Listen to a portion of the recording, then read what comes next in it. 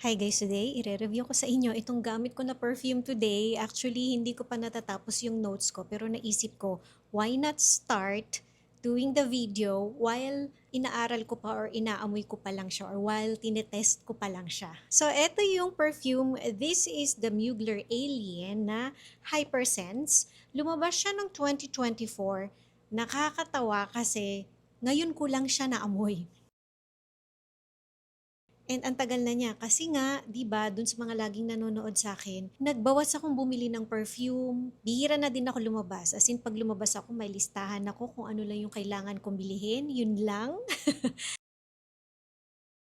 Pero dito muna tayo sa may initial na spray. Sa initial spray, amoy siya ng mix of florals, sunscreen. Alam nyo naman si Alien, di ba? Talagang may amoy sunscreen siya. Ganun talaga yung dating niya. And parang may pagka fruity siya almost. Kasi sa top note nito, sa naaalala ko, pear and mandarin. Green mandarin nga yata, pero yung nasa picture kasi sa Fragrantica is yung mandarin na orange.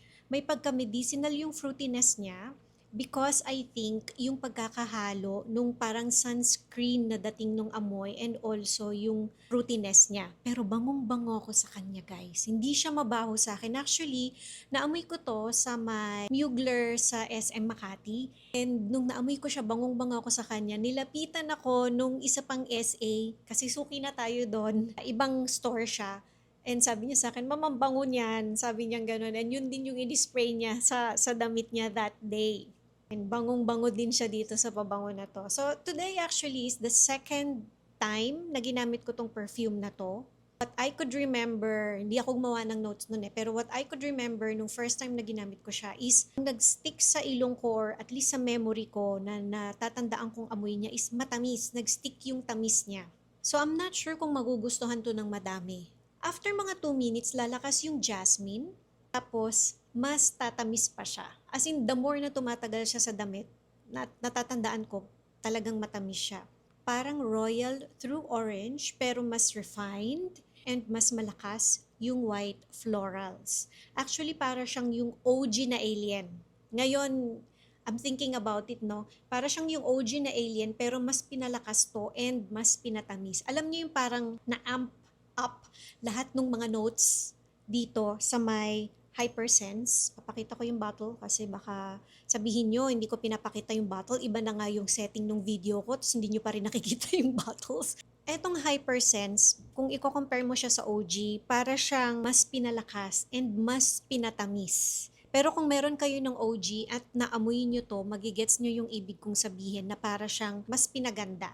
Pero, baka kasi hindi nyo magustuhan yung combination nung florals and nung parang sunscreeny na medyo medicinal yung dating niya. Yung OG kasi, parang ang demure. Pero sa ibang tao kasi, they find the OG din na parang amoy pang matanda because of yung pagka-floral ng perfume. Ito mas pinabata, mas ginawang fun.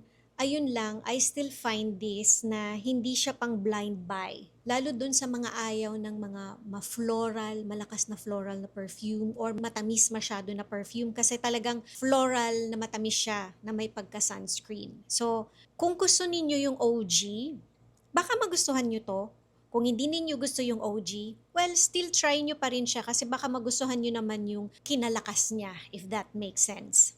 Ngayong medyo mainit na bagay pa rin siya. So, bagay siya sa weather natin dito sa Pilipinas, burst season man, umuulan man, or yung ganitong mainit. Kasi nung una ko siyang ginamit, nasa office kasi ako eh. Alamig ng aircon ng office. And then, naglakad ako pa uwi. So, nagamit ko siya ng nainitan ako, wala ako sa aircon. And nagamit ko rin siya ng sobrang malakas na aircon, so malamig. Pareha siyang bagay. Pagka sa medyo malamig, medyo magiging parang fresh siya ng konti. And sa mainit, parang pansin ko mas matamis siya.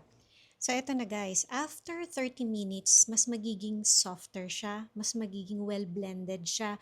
Kanina kasi parang sobrang lakas ng lahat ng notes na amoy mo sila isa-isa. I don't know, that's my nose, no? Pero ngayon, ang soft na. Para na siyang body lotion na parang jasmine na matamis na body lotion. And may naaamoy na rin ako sa kanyang may pagka parang soapy. Pero sa skin ko yan. Dito sa damit ko, ang lakas nung matamis na note. Kaya siguro nung ginamit ko siya nung first time, ang nag-stick sa mind ko na naiwan na parang amoy niya is yung matamis.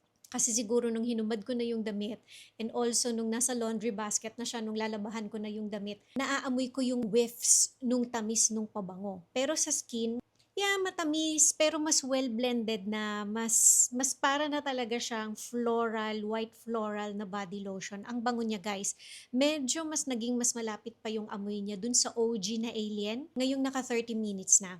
So actually ngayon ko lang nahimay yung amoy nitong pabango sa skin ko tsaka sa damit, no. So magkaiba yung notes na angat sa skin and also sa damit, which makes sense. Ganun naman madalas yung mga perfume. Okay, so naka-isang oras na tong Alien na Hypersense sa skin ko. Pakita ko ulit tong magandang bottle. Ang ganda ng bottle niya, guys Mas parang naging fresh siya. Alam niyo yung amoy nung malinis na hangin or parang nakaupo ka sa air-conditioned room. It doesn't make sense. Basta merong something fresh. I think it's the pear, pero kasi nasa top note yun Pero parang naaamoy ko pa rin siya. Yung combination ng pear and also ng jasmine. Ang ganda, ang fresh. Ngayon mas naamoy ko yung parang fresh na note na yon. May soapiness din na kagaya na lumabas kanina after 30 minutes, pero medyo hindi na siya ganun katapang. Yung sweetness, di ba sabi ko, naging fresh siya. Mas naamoy ko ulit yung fresh na note or something fresh. Ito yung mahirap pag wala akong notes, guys kasi ang hirap himayin yung mga gusto kong sabihin Pero yung sweetness niya parang mas naging jammy. Ito na yung naaalala ko na matamis nung first time ko na ginamit sa dry down. Pero sa skin, ang ganda niya, guys. Parang yung amoy nung skin ko tsaka nung damit ko, yung sweetness, parang naging iisa na lang. Pero pag dinikit ko yung ilong ko dito sa kamay ko, sa skin ko, ang smooth niya na white florals. Nagbabasa ako ng mga reviews nito, ang daming nagsasabi na parang ang synthetic nung initial na spray niya. Hindi ko naman naisip yon. Siguro kaya hindi ko siya masyadong napansin kasi bangong-bango ako sa kanya. Ngayon, iba-iba tayo ng nose, iba-iba tayo ng body chemistry.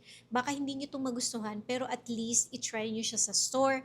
Ang hirap ng maghanap ng malaking bottle nito. Actually, nung nasa SM ako, ang meron na lang is 30 ml. So this is the 90 ml. Ito yung pinakamalaki. And medyo mahirap na siyang hanapin kasi ubusan na nung malalaking bottle. So sinwerte lang ako at nakahanap pa ako ng malaking bottle. So ayan na, guys, yung review ko nitong Alien, Mugler Alien na Hypersense. This is EDP Eau de Parfum. Ang ganda talaga ng bottle niya. And gustong gusto ko siya, guys. Na-try nyo na ba to? Mag-comment nga kayo below. Thank you for watching and see you again on my next video. Bye!